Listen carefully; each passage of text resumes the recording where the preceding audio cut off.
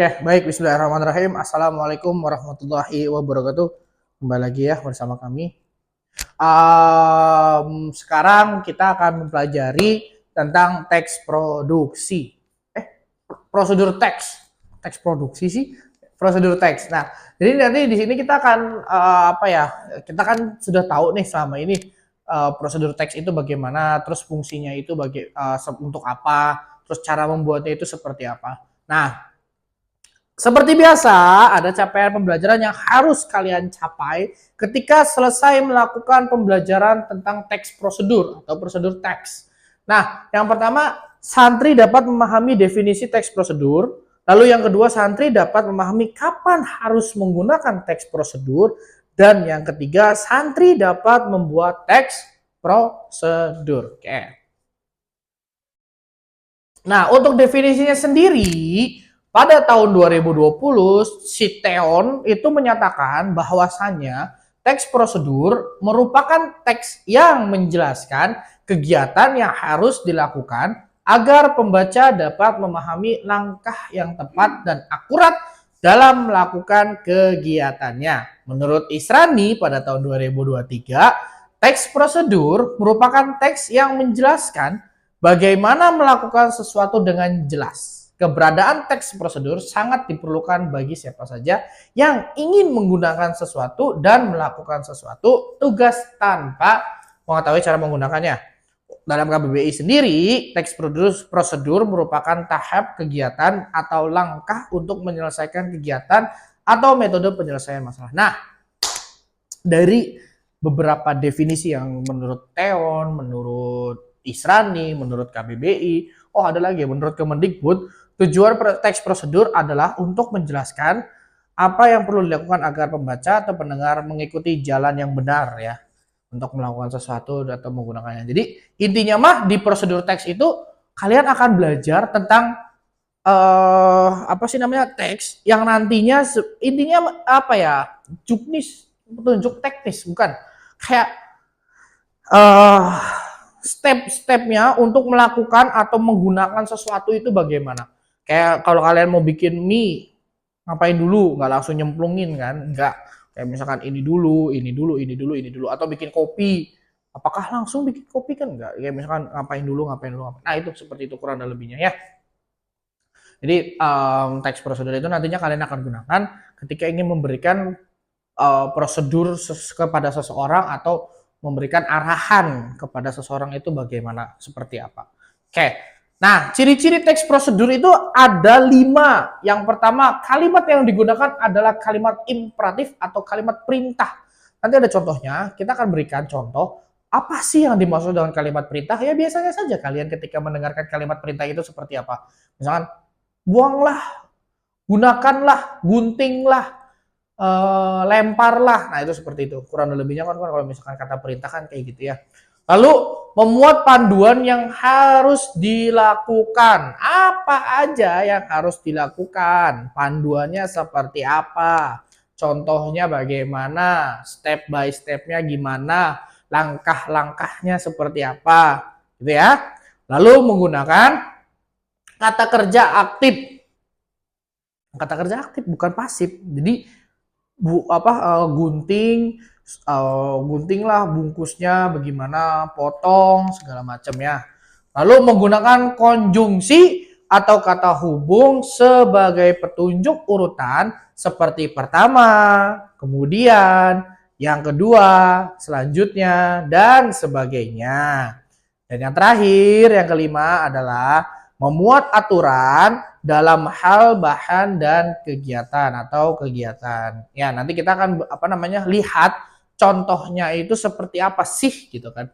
Lalu ada menggunakan kata keterangan untuk menyatakan rincian waktu, tempat, dan cara. Dan ketujuh, terdapat penomoran beserta isi kegiatan yang dilakukan secara berurutan. Jadi nantinya dari 7 ini itu harus ada ketika kalian ingin membuat teks prosedur itu harus seperti itu gitu loh, biar menjadi teks prosedur yang baik dan benar gitu ya. Nah, lalu kapan kita menggunakan teks prosedur? Yang pertama dalam kegiatan sehari-hari.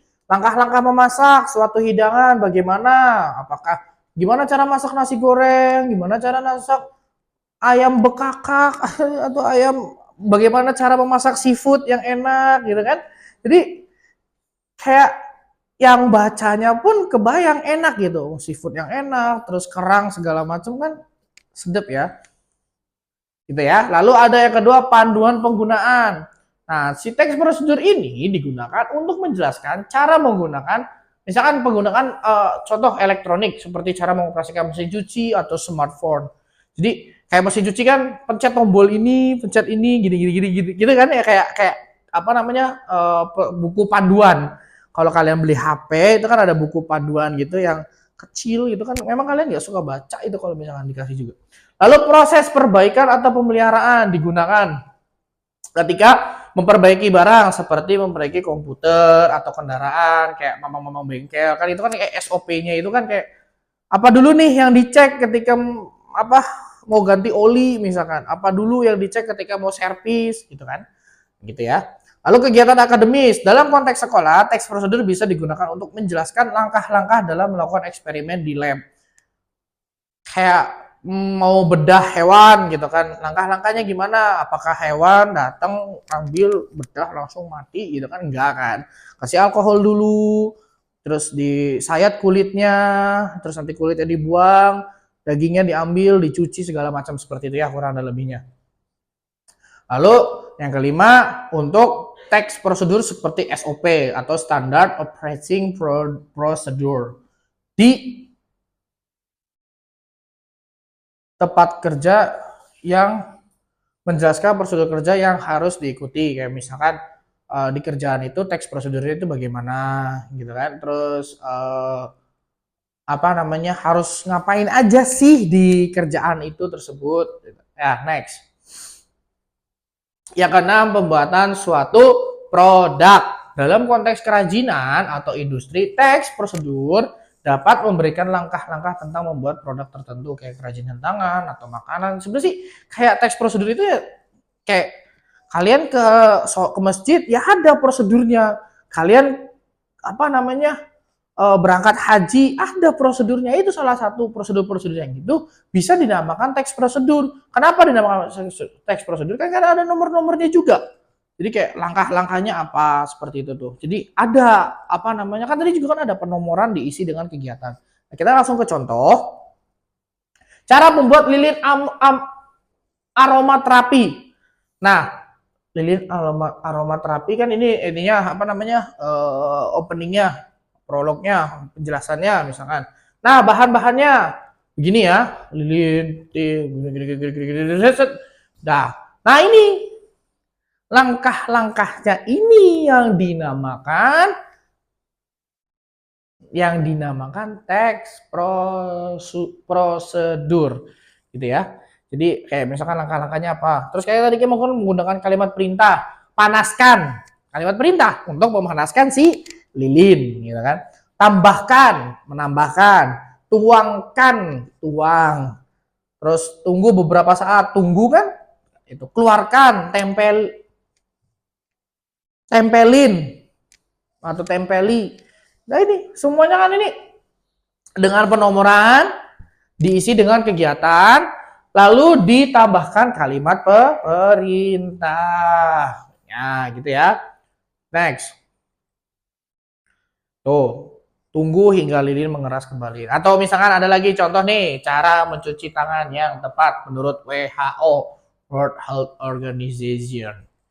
Bla bla bla bla bla bla bla. Nah, ini lagi nih, ada nih prosedur teksnya. Gunakan, basahkan, tuangkan, gosok kedua telapak tangan, bersihkan, genggam dan basuhlah, gosokkan, bilas sabun, keringkan tangan. Ya gitulah. Ya. Jadi contoh prosedur teks itu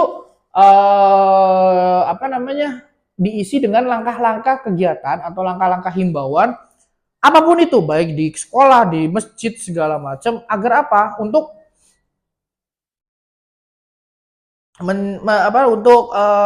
apa namanya, menjelaskan gitu prosedur yang akan dilakukan atau yang harus dilakukan seperti itu. Jadi nggak mesti harus apa namanya,